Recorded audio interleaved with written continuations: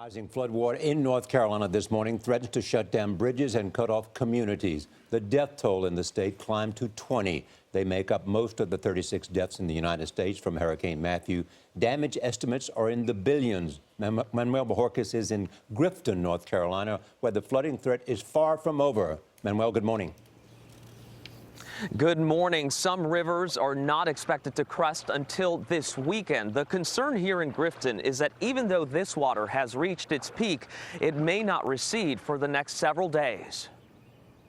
A bird's eye view of Grifton, North Carolina reveals a situation many across the state are struggling with, the threat of flooding long after Hurricane Matthew swept through. This isn't residual flooding. This is water that's still rising here. This is water that's still rising, right. Grifton Police Chief Brian Cawley took us through town to survey the damage. This is Main Street, right. It's flooded in this part, so your community's pretty much sliced in half by this. That is correct, yes. Contania Creek runs through Grifton. It's one of several swollen waterways in eastern North Carolina that are funneling more than a foot of rain dropped by Hurricane Matthew. The rising waters threaten to shut down bridges in several communities. Things that you can't change, you have to learn to accept them. Shirlene Mobley has lived in Grifton for 61 years and lost everything when Hurricane Floyd came through here in 1999. 17 years later, you never expect to have to go through the same thing again. But, you know, we're going through it, so.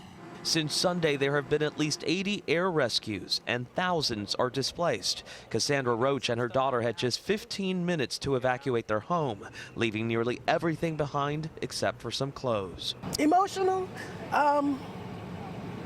because I don't know.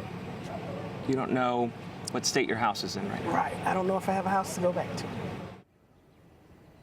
State agriculture officials say this widespread flooding is also having catastrophic effects on farms and livestock in the affected areas, but it's too early to put a dollar amount on the damage. Nora? All right, Manny, thank you so much.